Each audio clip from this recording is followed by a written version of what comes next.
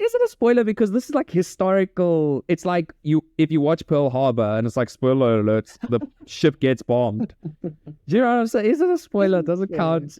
You know? Okay, so spoiler alert then, in case that's what you want to say. Okay.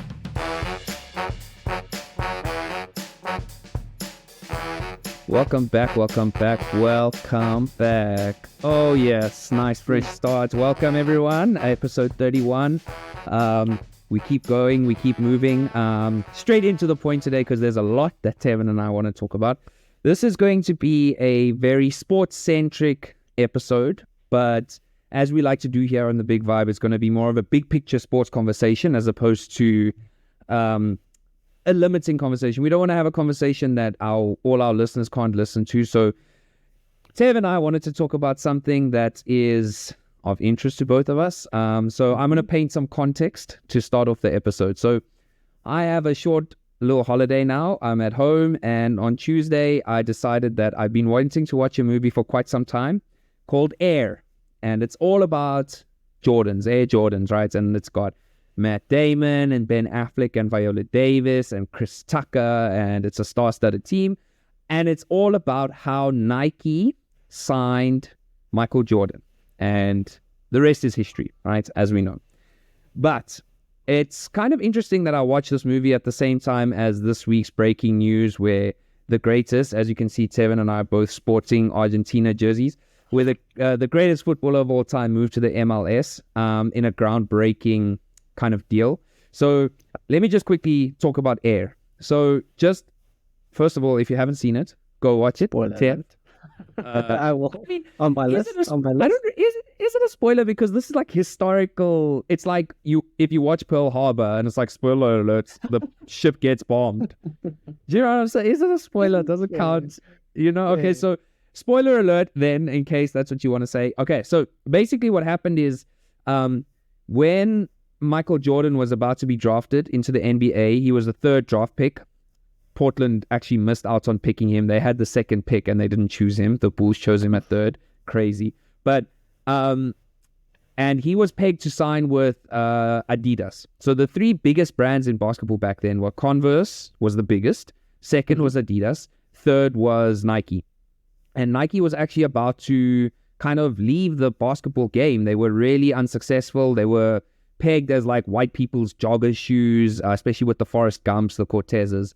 And this was a big play by the scout. His name is Sonny something, played by Matt Damon in the film. And he pegs it all on Michael Jordan. And long story short, we know Nike signs him, but a big part of the deal that happened was negotiated by Michael Jordan's mother. And I didn't know that she negotiated this. So they were on the verge of signing him, and she phoned this agent and she said to him, if you want Michael Jordan to sign with you, you have to cut us into the revenue that any Air Jordan makes forever, for the future. Like whenever you make it, because obviously they built the shoe around him and that was revolutionary in itself. They changed the color game. Like they were supposed to only have 49% of another color and 51% white. They made it more red. And he was fined $5,000 a game, which Nike covered, which I also thought was cool. But this deal was, she said, we want him to have a cut of the money that he makes. Now, Michael Jordan makes a passive income of $400 million a year off Nike, or off Air Jordans, right? So, and ironically, the owner, Phil Knight, or the CEO of Nike at the time, was like, what's the worst that can happen? We've only made like $3 million off a shoe. And now here we are, and this is $400 million passive income that he makes, okay? So what we want to talk about to start off is how that kind of set the tone for a change in the way things were done. Prior to that, these big brands signed these players, and it was just an endorsement deal. Like we give you X amounts of money, for, in his case, was $250,000 every year for 5 years. And then this endorsement deal changed. And since then, we've seen the Kyrie Irvings come out. We've seen all these different brands of shoes. Enter Messi. Now, Messi has moved to the MLS. Let me ask you first of all, because I've been talking now for a good, I don't know how long, and I'm sure the lovely people want to hear your voice too. Tev, impressions on the Messi deal. Let's go. Tell me, what were your thoughts? I heard his snippets, or read snippets of his interview that he did with Mundo, about his reasons why he moved over. So I know there was the fanfare about him and the homecoming to Barcelona. Everything was set, everything was in place. They got authority from La Liga to allow change in the wage structure of La Liga, and this presented the final hurdle in which Messi would come back home. But he said, one, that there was still some animosity from the last time when he left, and he said she got kicked out. And the second thing is he didn't want to have the club having to sell players and have people chop their wages in relation to his move there. So I understand that. I think, yeah, until I understood what the breakdown of the contract was, I didn't think that it was a necessary move to go to the States. I thought that he'd still have ample opportunities and ample offers in Europe. Didn't necessarily have to be in France. He could have gone to play in Italy. The Premier League has always wanted Messi to play there. You know you'll get bank any day of the week. Newcastle City. He's never going to come to... I don't think he's ever going to come to... like the culmination of football, but... Yeah. Once I understood the deal, I was like, okay, cool, it makes sense. Could get your retirement package that side, and you'd be, I think a lot of the time we don't, as fans, take into consideration lifestyle for a footballer. Yeah. Like a club can be amazing, like Manchester, renowned, two big clubs, but weather-wise, it's not a good place to live, man. It's rough. It's raining pretty much every single day of the week, as an example, but yeah, a bit surprised initially. Okay. I think I'm really surprised. So, I think you touched on a lot of key points there, but let's quickly, just to relate it to like what we were what I opened up with Air, let's break down just the contract slightly so that people that don't know can understand. So there was obviously competing offers. Barca was, I think he was right in saying that they were going to leave him hanging for quite a while to figure it out. But then there was a big offer from Saudi Arabia. I think it was close to, what was it, 300 million euros a year or something along those lines. Okay, so stupid, crazy, huge money, obviously, which I think a lot of people thought was going to happen. You know, I think a lot of people thought Benzema went, and he's on a similar contract to Ronaldo, like 100 million euros a year. N'Golo Kante just left as well. It looks like Fab Romano just dropped the news. I think N'Golo Kante is going as well. They're talking about all sorts of other players, Busquets, Jordi Alba, all these players that they're talking about poaching to take there. So it was a huge contract that Messi would have gotten from them. But he said, obviously, he didn't want his family to necessarily he said they've had a bit of a difficult time in PSG or in Paris.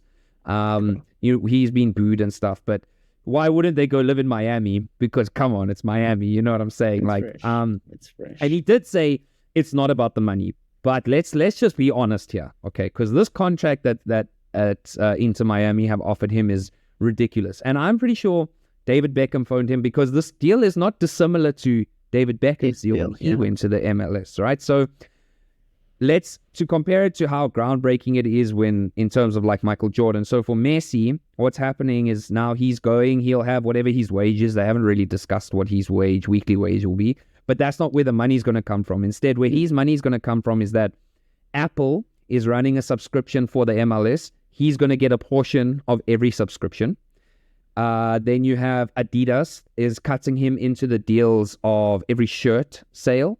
And now if we look at like PSG's numbers, they were talking about like 70 million euros a year that they were making selling just Messi shirts. So, you know, like I think America's probably even more money. I think it's more commercial. People. Yeah, it's more people, it's more commercial, it's more everything.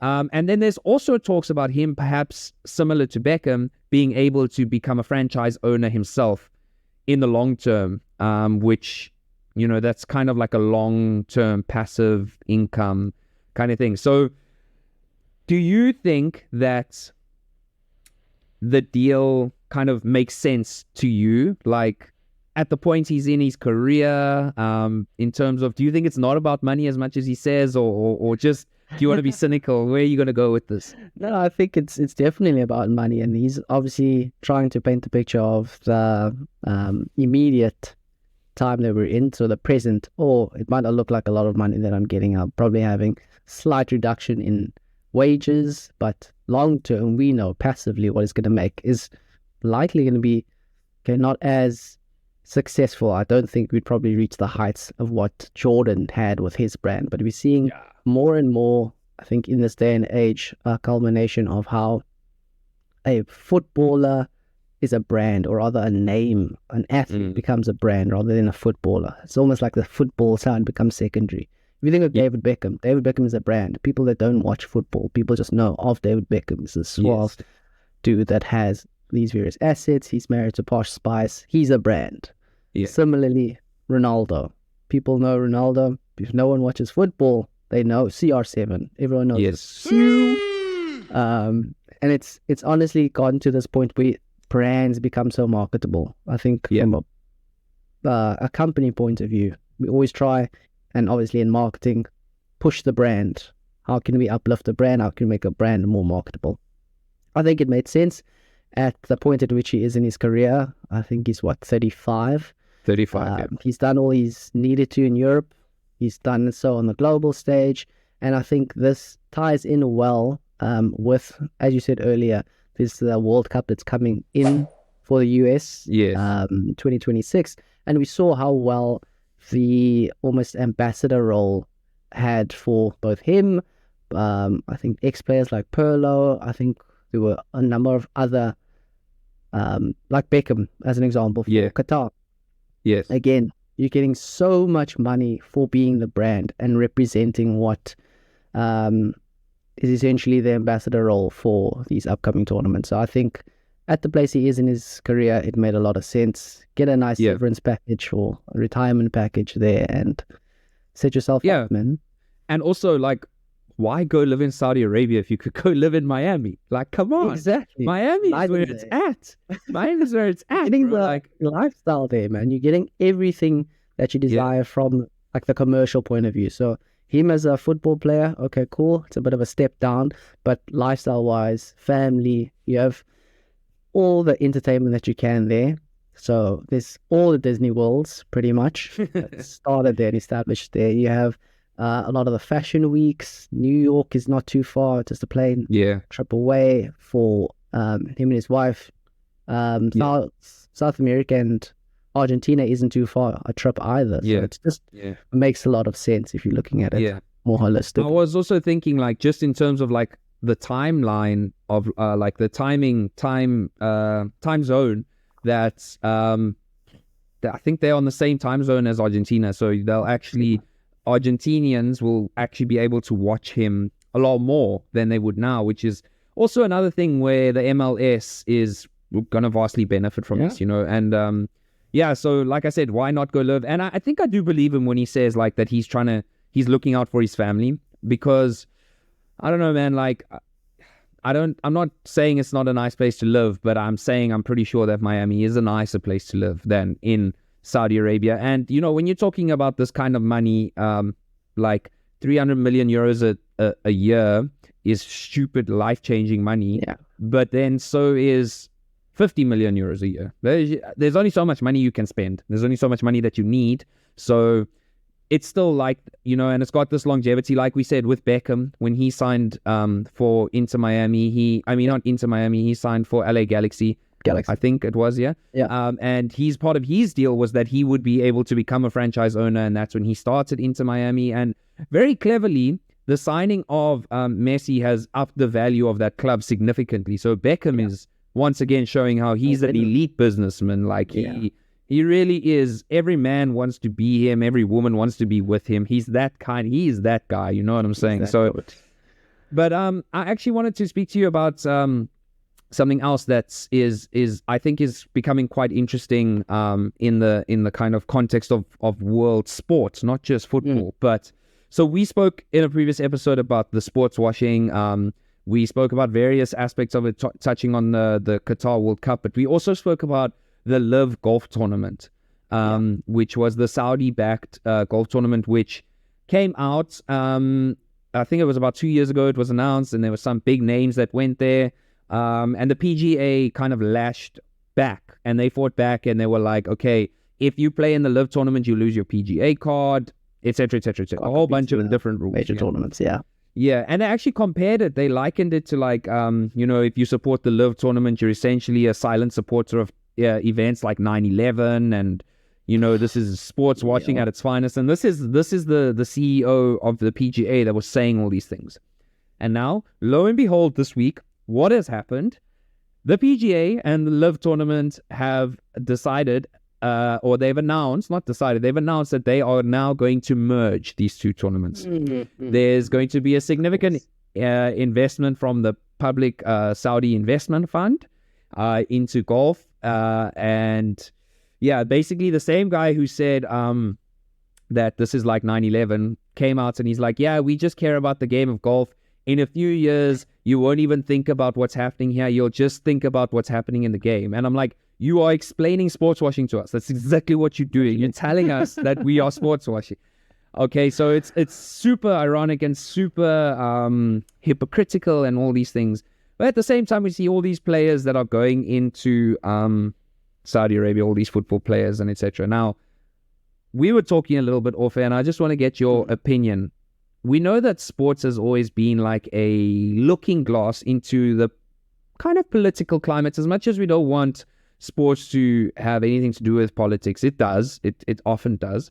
What do you think this says about like the world as a whole, like with what's going on here? I know we're moving off Messi a bit now. Now we're talking more like kind of bigger picture. But what is your whole take? And not like just about sports washing, but just like, what do you think this whole thing is kind of saying? Yeah, I think it is like what you mentioned off air. It's the silent war, the Cold War, but revolutionized. And now we're using sport as the basis in which we compete. So if we saw that there was a big uptake initially, it was, I think, just general foreign investment. If you take football into consideration, you had Abramovich, you had the Qataris, you had a lot of these almost individual players who had quite a bit of muscle to them in the financial point of view.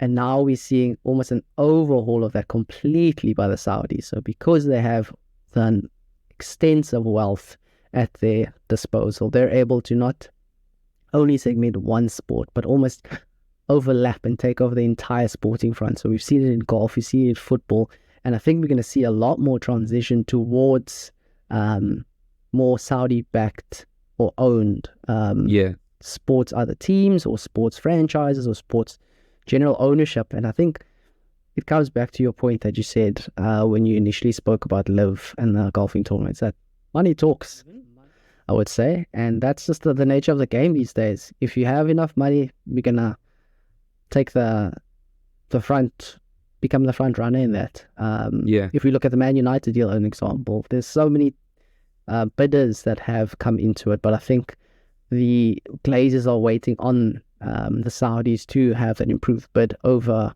Sir, what's his name? The English, yes, exactly. Something like that, yeah. I think it's the way the world works now. I think there's just an overtaking of ownership because the money's where it's at. What are your thoughts? Where do you think this is going? Well, it's actually super interesting for me because I like seeing how this whole thing is like coming up now, and like, with the World Cup coming up in 2026, it is 26, right? Yeah, in America. Yeah. That's going to be a sick one, by the way. I think I'm going to try go to that one. That's going to be a cool World Cup to go to. But with that's coming up, and like, there's actually just a definite rise in American sports in general.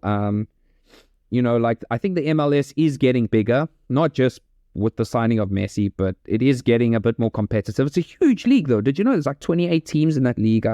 I actually didn't know that there's now 29 teams about to end. Like split the way that NBA is, Eastern Side, Eastern Conference. Yeah. So they're trying to, but anyway, so you see a rise in American sport, and at the same time, I kind of wonder, like, it's such a difficult thing to talk about because sports washing is what it is, right? And it's terrible.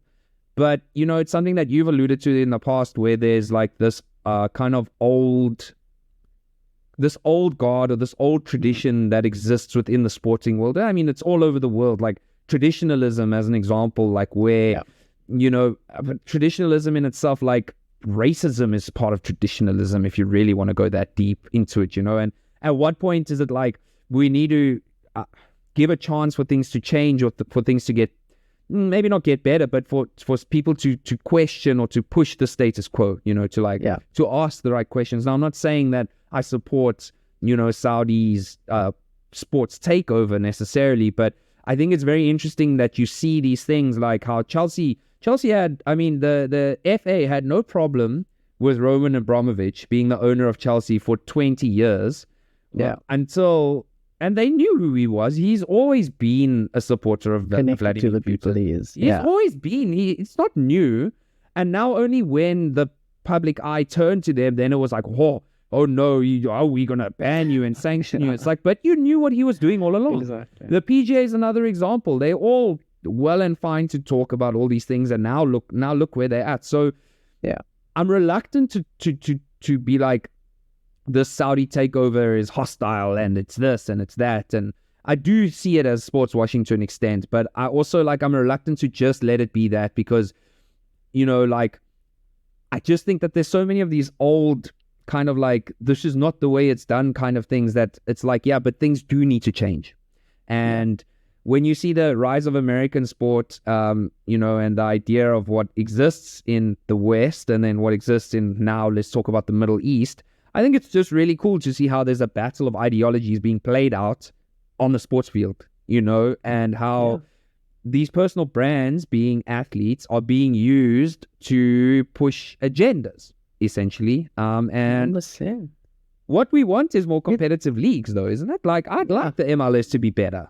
I'd like better players to go there, right? You don't just want the Premier League to be elite. You don't... Yeah, we've discussed many times that the Premier League is the Super League. If we're being real, that is the Super League. And a lot of the time, I think it gets so much credit for being English. Yet, if you take a look through pretty much every team, there's probably a 60% ratio of foreigners that make up the team. I think there was that stupid stat that there hasn't been an English person that's won the Premier League ever. So since it's been a Premier League. And Ferguson's a Scot. So there's no Englishman that's ever won the Premier League. Oh, wow. It just shows that foreign investment, foreign managers, foreign players are what drives the nature of the league to such a high level. And I think what's so curious is that we're now seeing almost the Uno reverse card in terms of ideology. Everything that I can remember from when I was young, this is how the Western world are doing it. Everyone needs to follow suit. Yeah. This is almost the epitome of what existence should look like. You need to mirror, you need to follow, and you need to align with what the Western world looks like. And now you're having almost like the reverse of that, where there's so much, let me call it evolution. There is, I guess, a adaptation that's been happening and growing and developing in the Eastern world that you're almost now at the fore, where from a power perspective, there's so much influence that is integrated into not only social and not only the sporting side of things, but also the social side of things. And it's so interesting to see how it all plays out. I mean, I'm wondering where we go to from here. Yeah, no, it is really cool, and like I said, it's super interesting. And I'll just kind of wrap up this episode just by saying that it's super easy for us to sit here and be like, oh, I can't believe he would move for money or whatever, where I'm like, you would move for a 50% increase on your current monthly income. You would move for a 50. Even if you're well within your means of what you're earning now and you're enjoying your life, you get to go to the football every weekend, you get to do what you want, you would move for 50% of 50% more, right? And it's all well and fine to sit here and to talk about, oh, I can't believe he's moving there just for money. And I'm like, but there's 100 million euros a year. That's and there's also like future naming rights and us.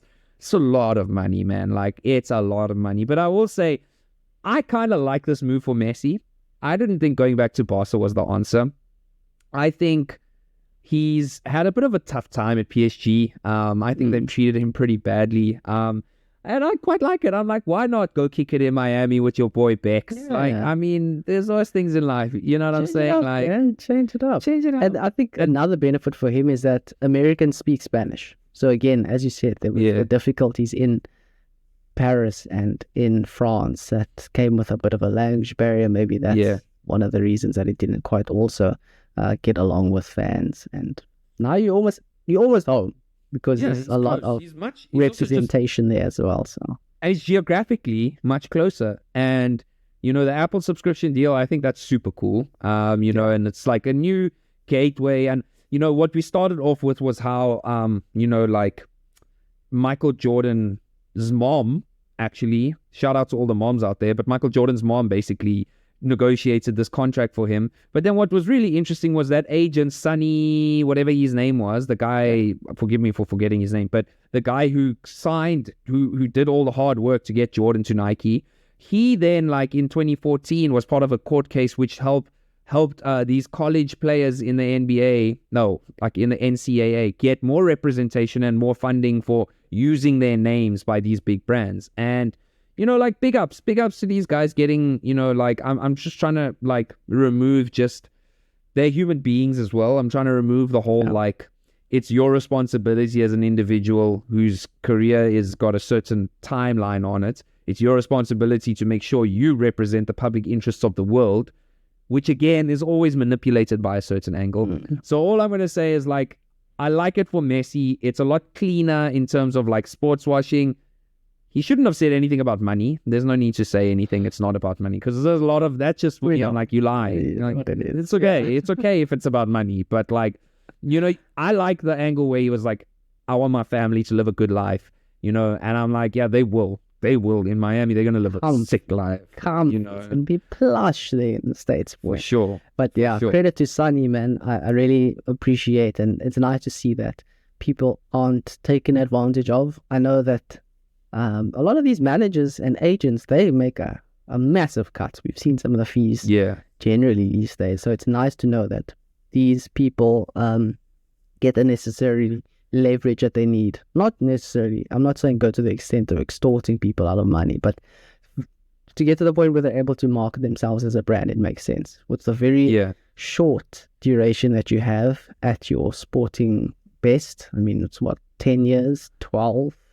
Maybe 16 and a push. So yeah, it's nice to see people are taken care of post. Or rather thinking long term. It's not just I'm in the now, I'm earning whatever I'm earning, I'm playing at this very prestigious club, but there are some considerations to what happens post this very short time. And it's an interesting time to be alive because, you know, often I keep reading the stat that like, and this can be our wholesome moment for the end of the episode, is like, there is no better time to be alive than right now, in that racism, although it is very far from not existing, racism is better statistically than it's ever been. You know, in terms of famine, poverty, war, all those things, statistically, right now is better than it's ever been. And it's just, you know, like, it's so interesting to see how like these ideological battles are being fought, but also at the same time how individuals are starting to take cuts from like these big corporations, and you know, like we're seeing these kind of wars being waged. And you know, I'd much rather sit here on the night that it is tonight and talk about this with you than to sit here and to talk about like an imminent, and I know there is war still going on around the world, don't get me wrong, but I'd much rather talk about how these are the battles that are going on than as opposed to like, I don't know, like Hiroshima and Nagasaki, like those kinds of, you know, proxy wars, etc. So let's just like let the guy get his paycheck, have fun in Miami. We'll have fun talking about it. We hope that everybody has fun listening to us talk about it. If you do, please like, share, subscribe, etc. We appreciate everyone for being here. Tev, I think that's a wrap from my side. Anything from you? That's it, man. I think last to say is that we'll see you again next week. Yep. For the big bite with Tev and Ty. You know. See you there. Cheers.